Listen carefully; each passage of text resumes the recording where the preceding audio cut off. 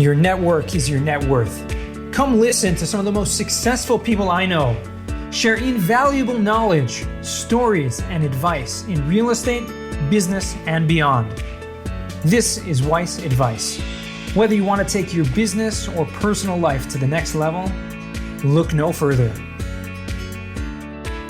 Welcome back to another episode of Weiss Advice. I am your host, as always, Yonah Weiss. I'm excited to be here today, as I am every day when I have an incredible podcast guest. But today we got Dr. David Iglewicz, otherwise known as my good friend Iggy.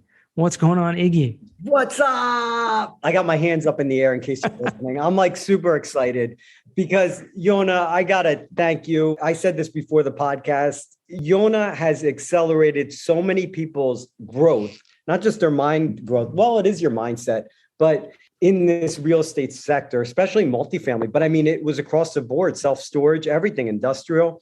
And I mean, without you during COVID, I don't think I would be sitting here right now, but I would not be involved in as many deals. I wouldn't have as many friends and access to people. And so thank you. Well, you're welcome. It was incredible. I think you're not the first person to say that, but the sentiment is definitely there with a lot of people right when COVID hit and we started that meetup, the online networking thing, that was like a lifeline for so many people. And I didn't realize it as much. I mean, I realize it a little bit now more because we're 2 years later and it's kind of, petered off a little bit. There's not so many people, we would get sometimes, 60 to 100 people regularly every week. Now we're more like, 20, 30. It's still great people coming, still great conversations, great speakers as always. But I think when you didn't have another option and everyone was kind of cooped up, you needed that interaction. And we all need that interaction with people. Yeah. And it was those breakout rooms. I think you were the first one to maybe use the Zoom feature of the breakout rooms. I mean, that was, this is only 2 years ago. It feels like we've been doing this forever. Right. But that was the key. I mean, you got to really know people. It felt like I was there with them. Yeah. And so, yeah. And once again, thank you. And thank you to everyone that would join those meetups. I mean, that was my therapy. I didn't need a therapist because I had all these people that were under the same thing. And so you got the therapy side and then you got the multifamily growth. So it was great. Yeah. Well, I appreciate that. So Iggy, let's talk a little bit about your background. You're a dentist, right? You're a pediatric Correct. Dentist. That I know. Probably the best dentist that anyone's ever known, as far as I'm concerned, because you're just great. You're a great person. I think everyone hates going to the dentist. I mean, nobody likes. How do you pick a profession that that people are going to dislike you?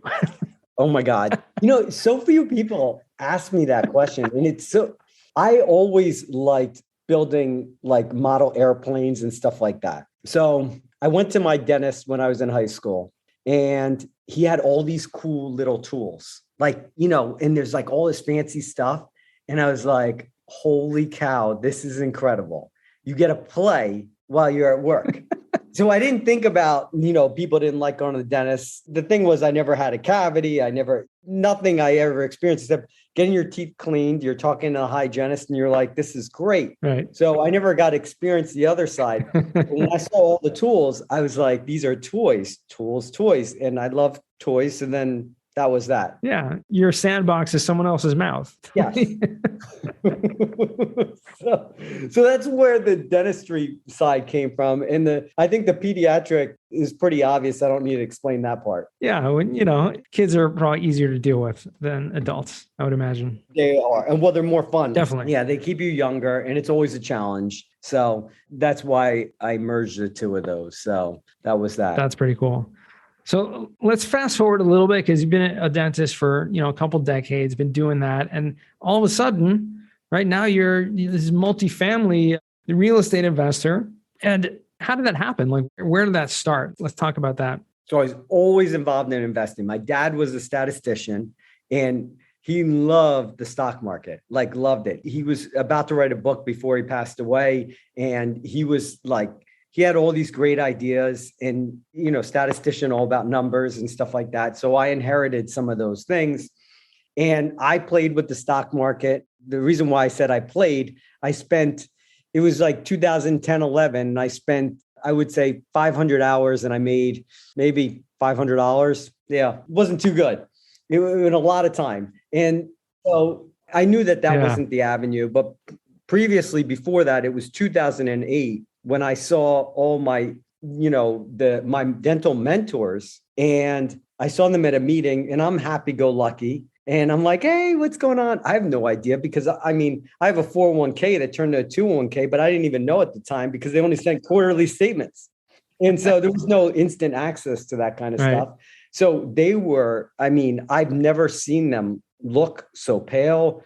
So it was horrible. And I never wanted to see that again. And a lot of them had to go back to work, and they were in their later 70s and had to go back to work. Their hands were already shaking. You get older, things happen, and they had to go back to work. I just didn't want that to happen. And I was like, and then I said, how does a financial advisor still make money when all these guys are literally, they lost half of their money? And I wanted to figure out a way to do it. So it took a while. I'm a slow learner, as you know, Yona accelerated that. So thank you. Mm-hmm. But I'm slow like that. But once I get the ball rolling, then I go from there. So I kept seeing patients, and I always drove around looking at apartment buildings, and I kept seeing patients, and I was like, where do they live? And I would look where they lived, and a lot of them lived in apartments. And I'm like, I could take care of the patients and then make homes for them, make better quality homes, take care of them. Oh, and by the way, they can pay the mortgage and give us a little bit extra. So I was like, oh, that's perfect. Let me do it. So I started picking up the phone, just calling. I just thought it was just easy buying an apartment building. Little did I know that it's like a whole business. Right. So I realized that I needed a team, and I needed other people to help me, because it's hard seeing patients, as you know, and getting a cost segregation and getting all these other things done to buy a property and to make things work. And by the way, talk to investors at the same time to bring other people's money in. And so that was really my goal, was to find avenue for other dentists to invest in and take care of them. Gotcha. Yeah. Yeah. So, it's certainly, from what I see, we have dentists, doctors, things like that, the high income earners, where they don't really have time to go out. Right. That's the thing that amazes me. It's notorious. You're busy. You're with patients. How do you have time, or even the energy after a full day of seeing patients, then going out and picking up the phone to talk to brokers and apartment owners? I would assume most doctors or dentists or anything like that wouldn't have any time or patience for any of that. They don't. Well, I'm going to give you a little bit background.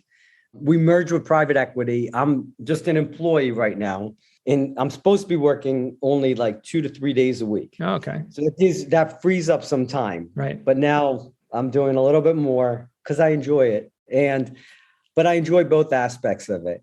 But it's the real estate that excites me. So you talk about energy and raising that energy. I just bring it. It's because this stuff excites me. You got to do what gives you energy. And just talking to you right now, I'm getting energized. And it's just one of the most powerful things. It's something about multifamily, or just real estate in general. It brings these great people in. And the people that I surround myself with are also great. And that's how I bring the energy. I feed off other people. But do you find are you unique in that regard? Because there's not too many others like you. I know a few dentists and a few doctors that they love it, and they're trying to transition from that, even though they've got into medicine or whatever, because they enjoyed it and they loved it for whatever reason, or they just love playing with toys, right? But people get into something because they enjoyed it, but now trying to transition out into real estate full time. Do you find, are there other peers like you that are in that same position, or are you just giving an opportunity for other dentists or other people that you know to just invest passively? Well, both. There's other dentists that want to get involved. There are other dentists that are doing almost the same thing as me. There's other physicians that are doing it. So, it is out there. So I know other people have the same energy. So I love talking to them. So you're not unique. I don't think I'm unique. Well, that's to be discussed. Most other people would say yes. Right. But I feel like what's normal, what's unique, what's different. Yeah, I don't know. I'm different, I guess. Unique. Yeah. Okay. You got a good point. Why don't you tell me why that is? Now we're back to being, this is now a therapy session. No, it's good. Why that this is a therapy session. Now we're going to get into it.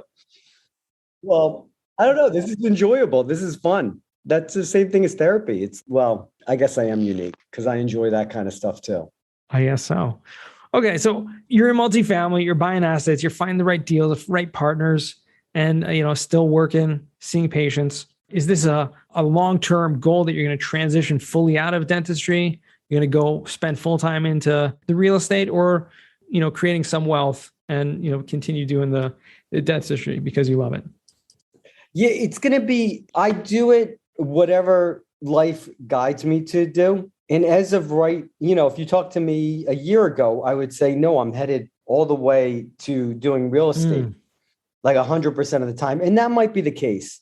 But it was during COVID, when you take something away from somebody and you're not allowed to use your dental license, it kind of flips a switch. And it's like, this is a gift that I have to treat patients. And it actually made me a better dentist. So that's a tough question to answer. As we speak right now, I'm going to continue seeing patients and I'm going to continue doing the multifamily real estate because they're so different.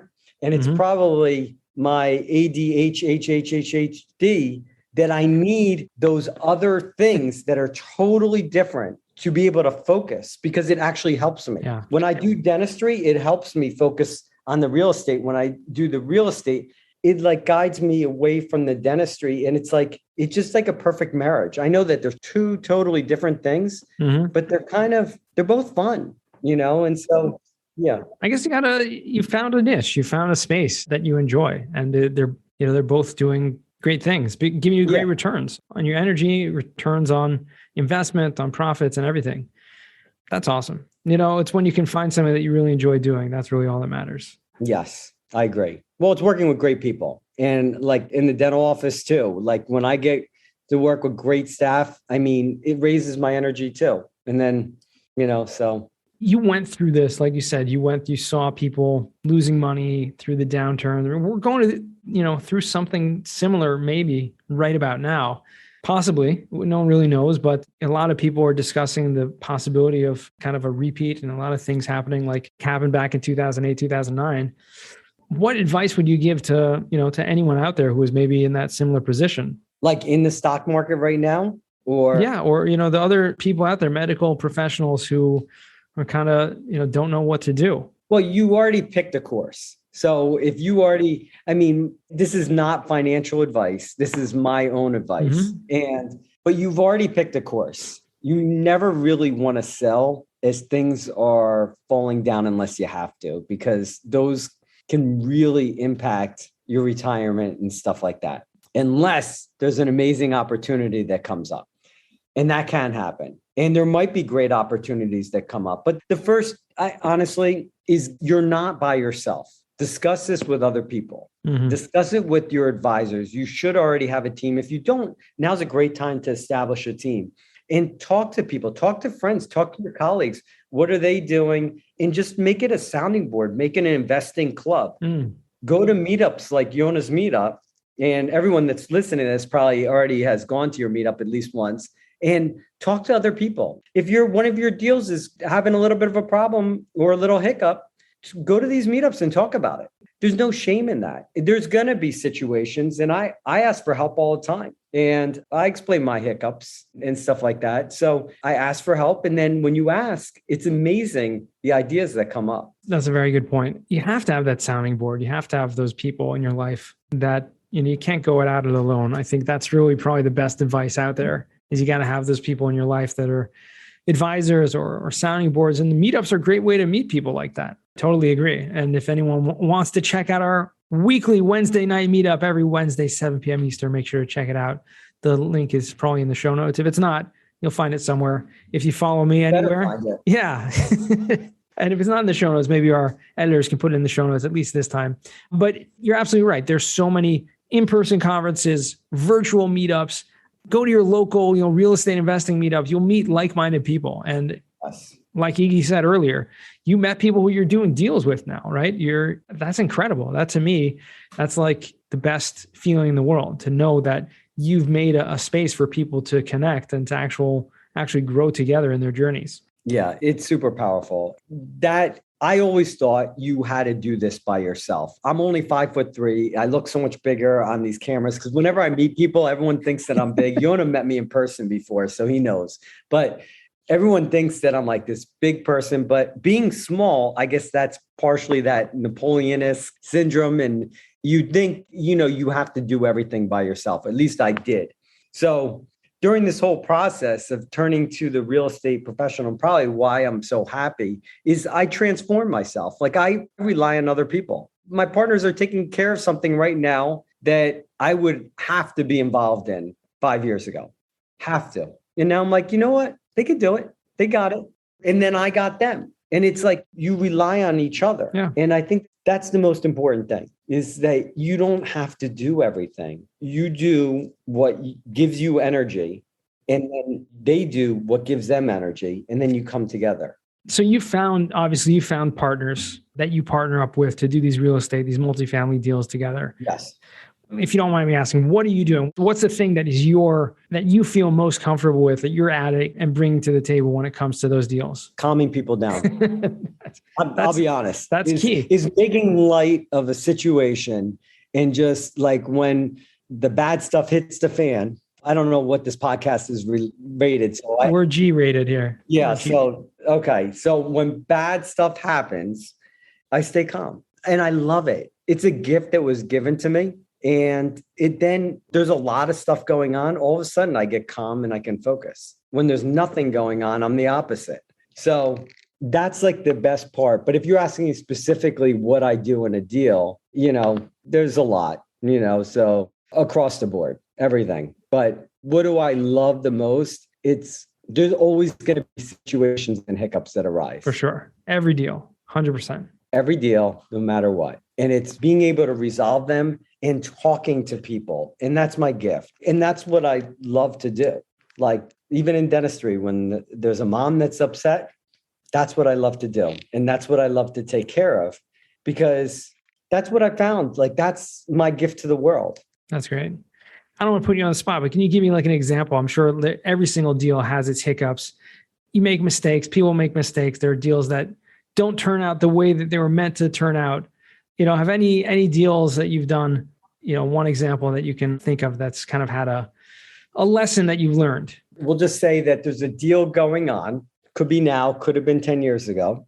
And we needed an extension and everyone's all tense except for me. And I'm joking around, and that's all that it takes. And it's so out of the standard of, there's lawyers there and everyone's like very stiff. And then comes me, it's almost as if you forget everything that's going on because you're like, this is so ridiculous. What Iggy's saying right now. The fact that you have a dentist on that he's saying you call him Iggy, not Dr. Iglewicz or anything like that, that's enough. But then on top of that, there's just this lightness that I bring. Yeah, you have to bring light to the situation. Right. And it's like, whatever. It's not whatever. It's like, it's okay. Like we'll get through this together. I think that that's the gift. Now, does that work on everybody? No, but like 90% of the time, that's like huge, because at the end of the day, what do we really want? I mean, is this really about money? No, I don't think it is. I mean, you think it's about that bottom line, but for most people, this is an emotional business. You could say that it's not an emotional business. This is totally an emotional business. If someone likes you, you're going to get the deal because you're going to close and they enjoy working with you. Yeah. So you make it. When things aren't going well, you get on the phone and start yelling at someone. I've done that 10 years ago. That does nothing. And that actually makes you upset. So instead you put a smile on your face, even if everything in the sky's falling and everything's happening, you put a smile on your face, you'd be like, okay, what do we do now? And they're like, really? You're not going to yell at me? And I was like, why? What is that going to do? So that's a good point. It's a very good point. And making light of the situation obviously brings everyone's tension levels down, and you can think more clearly when that happens. So yes, it's really a huge benefit to bring to the table. But you're absolutely right. That happens in every deal. You got to know who you're dealing with, but having someone like you on the team, I'm sure makes it all the better. Well, it makes it at least more fun. And then everyone, again, that's what it's about. That's better. Yeah, I agree. I mean, you got to have fun in this life. You got to business, people take business too seriously sometimes, but especially when you're dealing with angry sellers or attorneys that are too uptight or whatever, but you got to bring a little light, a little to the mood, and hopefully they'll change, their attitude. And if they don't, it's okay. They'll still smile at the end of the day. And that's, that made my day if you smile back. There you go. Well, that's what it's about. Bringing light to the world. Iggy, time flies here. We're already out of time? This happens every single time. No, we're not out of time entirely, but I do want to transition to what we call the final four. These are 4 questions, and I want you to take them however long or short you want. But the first question is, what's the worst job that you ever had? Every job that I've had, I've learned so much from. And I think one of the worst ones, but it was also a really great one in certain aspects, was being a lifeguard at a pool.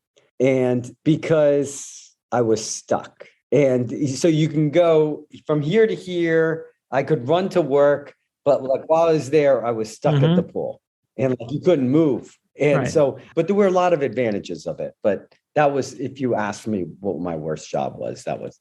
Yeah, I hear that. It's hard. You're definitely stuck there. You have a responsibility, and that requires you just to stay right there and watch over everyone. Yeah, and sometimes there'd be no one at the pool. So there's no one to watch over. You got nothing to do. And I would read a book, but then I'd get in trouble. So you literally had to stare at the pool.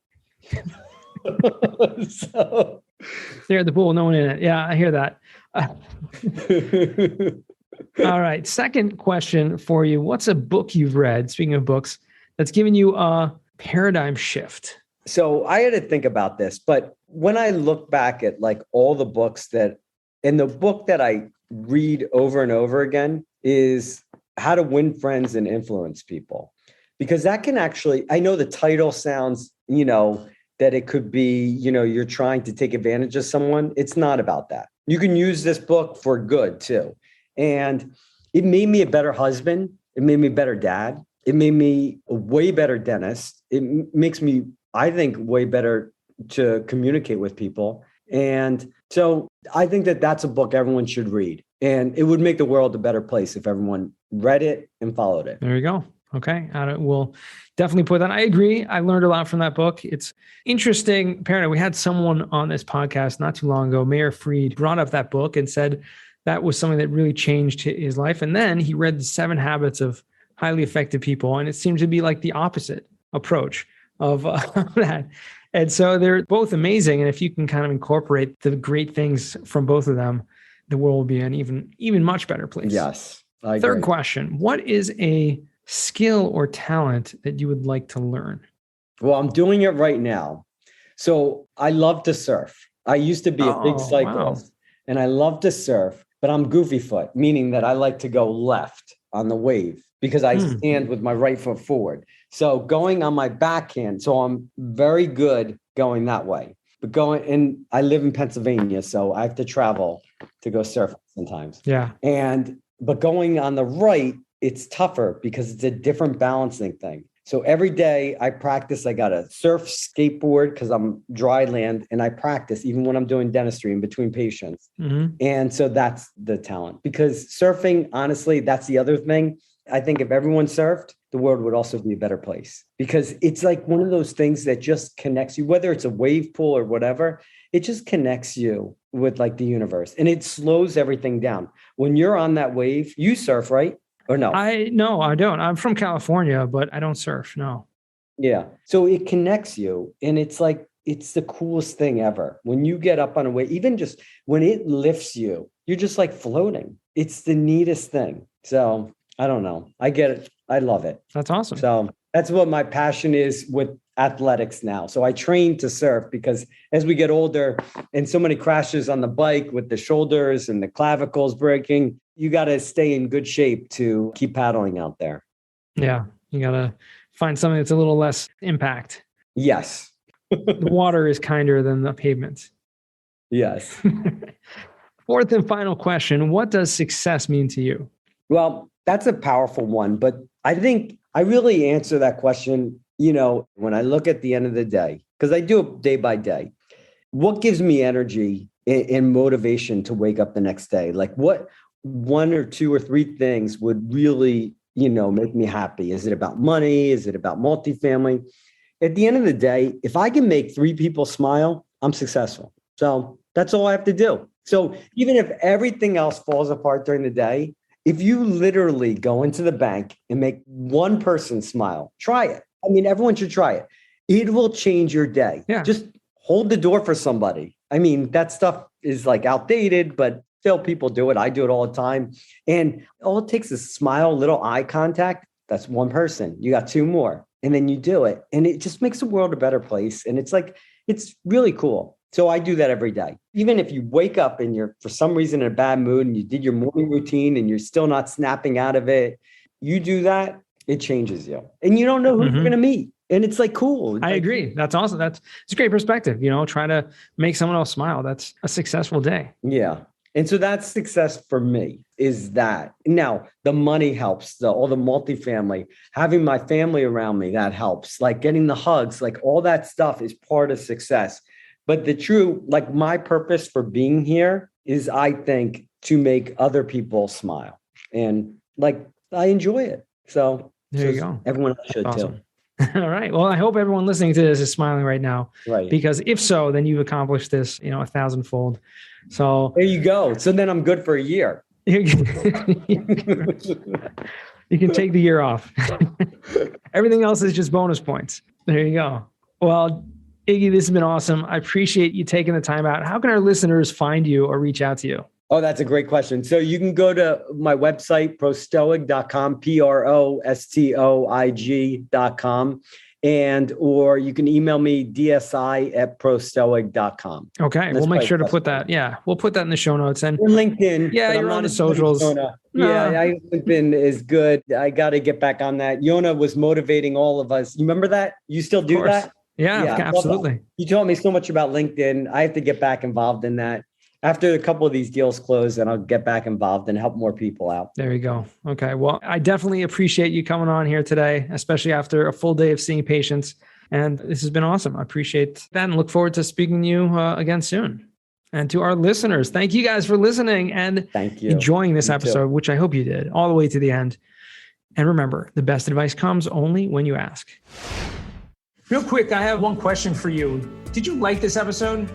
If you did, I want to ask you a huge favor. See, the biggest thing that helps this podcast grow and that will spread this message to the whole world is that if you leave a review, a rating, and subscribe to the podcast. What that does is it basically tells the platforms that this podcast is out on is that you like my stuff and I'm doing something right.